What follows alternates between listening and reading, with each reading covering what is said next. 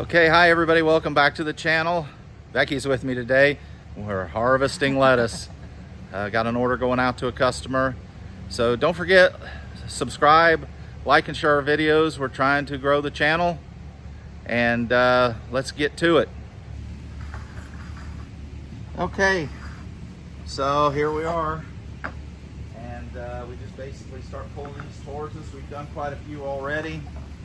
And this lettuce is going to get washed again, even though it's hydroponic. So, you know, we don't worry too much about the food services gloves out here, because typically produce coming out of the production system or the field will get another wash. So basically pull it out, we deroot it, we save our net caps, we'll disinfect those. Our media blocks are what goes in there. We'll trim that off. We'll look at some of the lower leaves and just discard those. And then we have a bucket here. You can't see it, it's below here, and we'll toss those in and we'll take them to the wash station.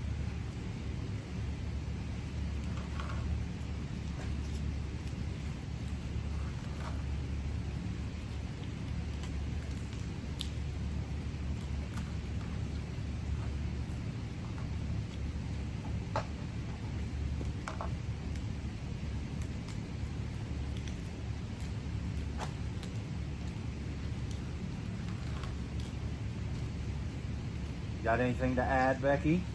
Just plugging along. It's a never-ending, fun-loving job. Yeah, it's nice. It's about 50 degrees here, 55 today. It's going to get a little warmer, but the fans are already running in the greenhouse, as you can hear.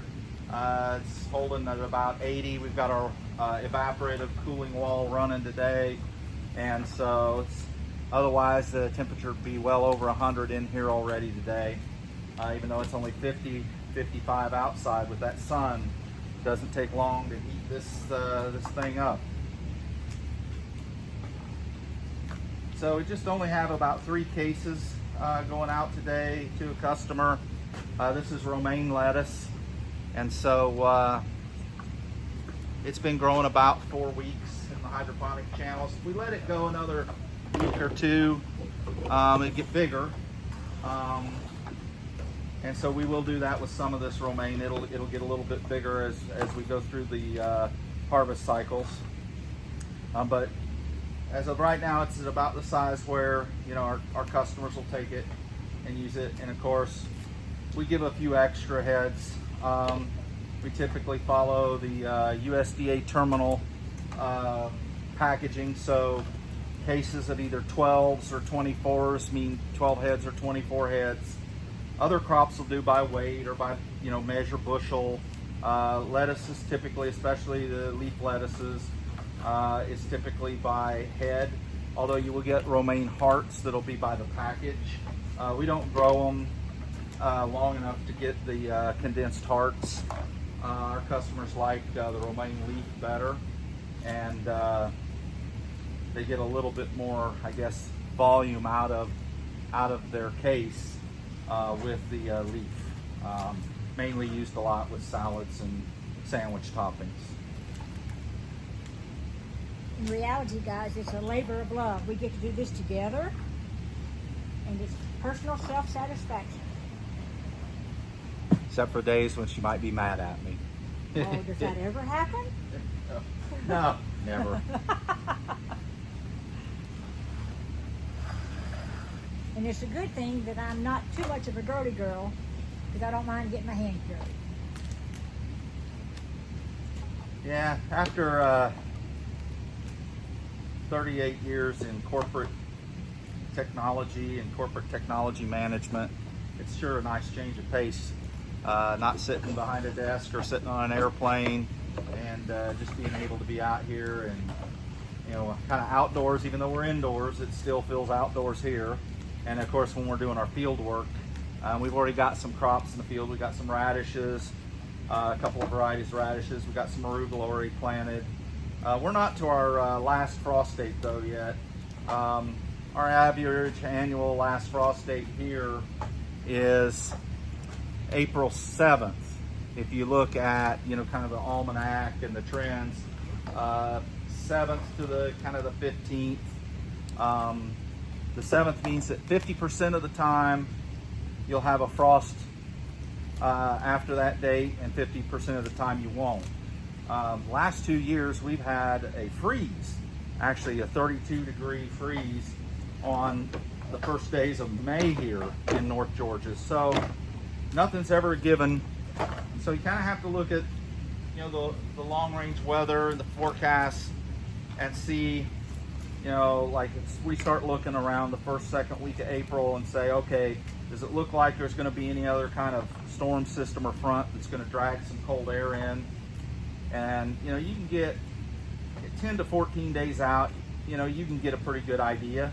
But they're not always 100% right.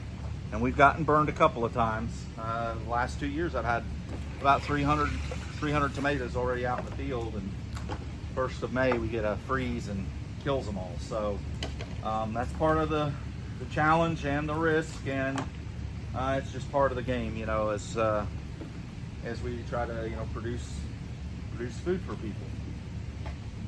I didn't know where he was going with after 38 years.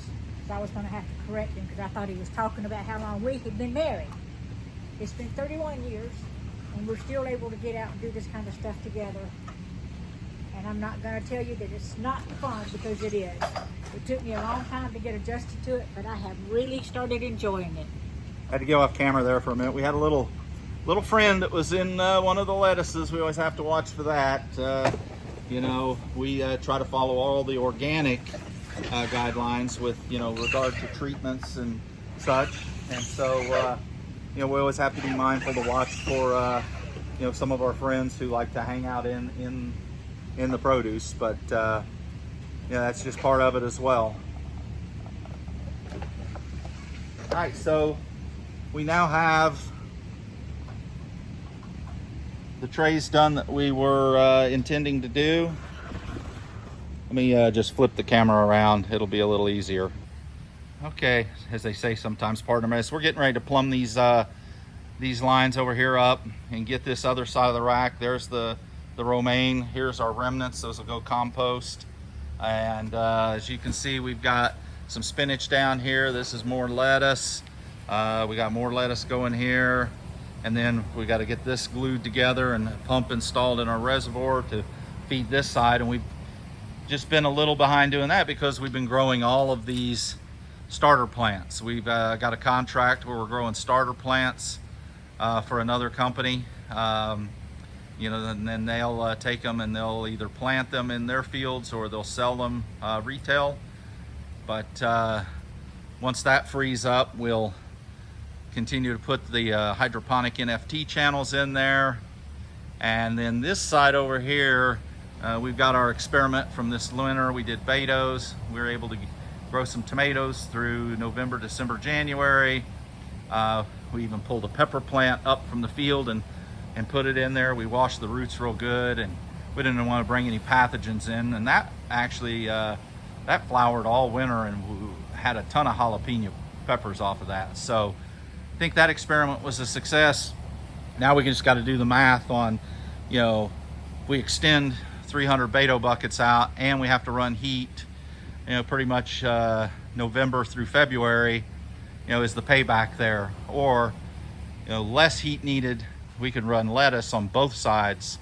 And, you know, we obviously have to find the market for it, but, you know, we sell everything we produce right now, so there's not much problem in that. I think Becky's over there. Actually, we threw some strawberry plants in the beto bucket, and I think she's got some strawberries. Yep, there they are. Bring them over here for a closer look. But yeah, we took and put a few strawberry plants, transplanted them out of the field, and brought them in here just kind of like plugs, threw them in the perlite with the nutrients, and they've taken right off. Hey everybody, look at my strawberries. I'm so excited. Much more to come. Please don't forget, like, share, and subscribe. We need all your help. Thank you so much. Just thought I'd show where cases of 24s are packed They're sanitary liners and ready to go out to the customer.